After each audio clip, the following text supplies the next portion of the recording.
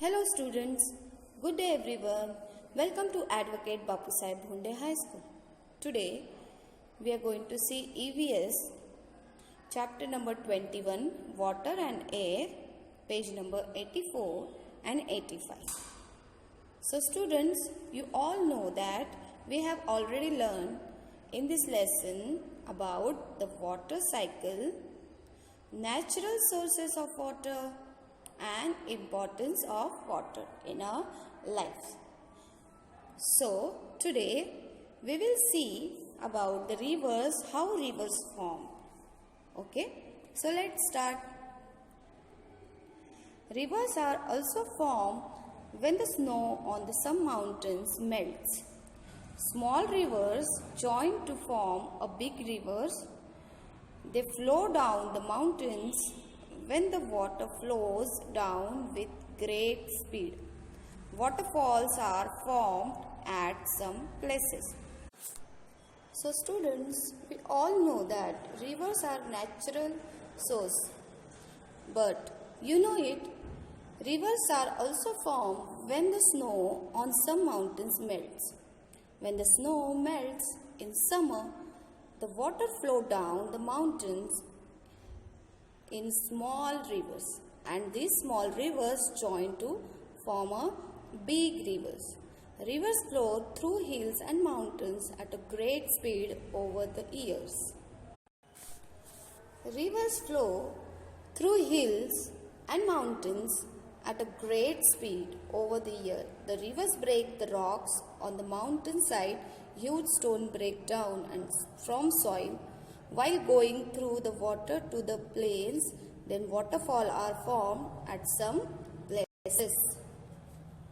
So students, a river flow slowly on the plains, or you can say on flat areas, and it finally join to the sea.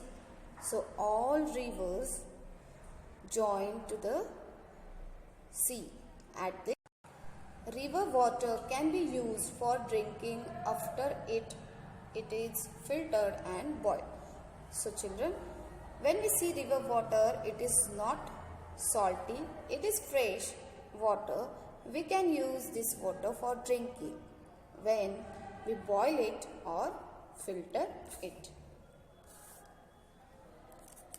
Now, sometimes rainwater gets collected at one place. This is called a pond. So children, when we see rainwater, it flows on plains, it gets collected at one place, so this is called a pond. And when we see these big ponds, so they are called lakes.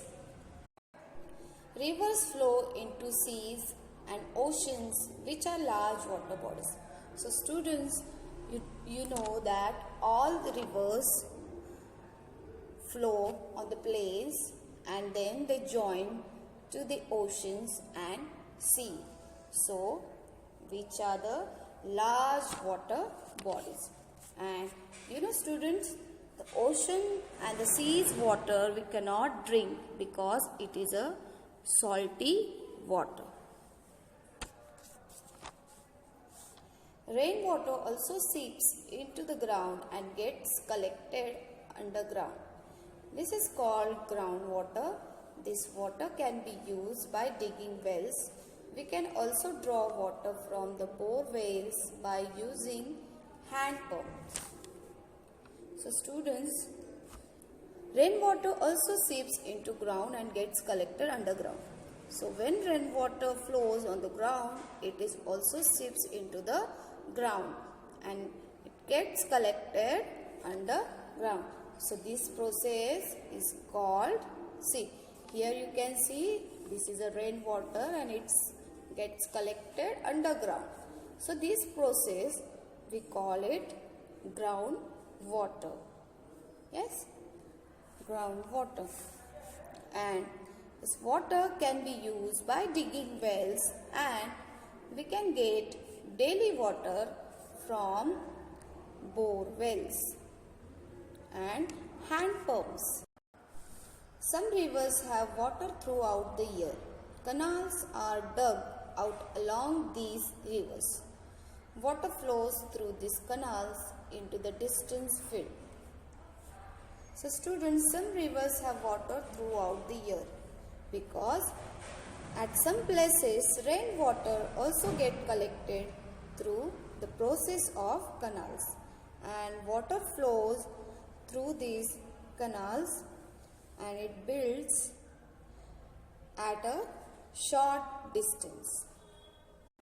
So thank you students. I hope you understood of these rivers, how the rivers form, and about the pond, lakes and wells and canals. So please read at home and practice.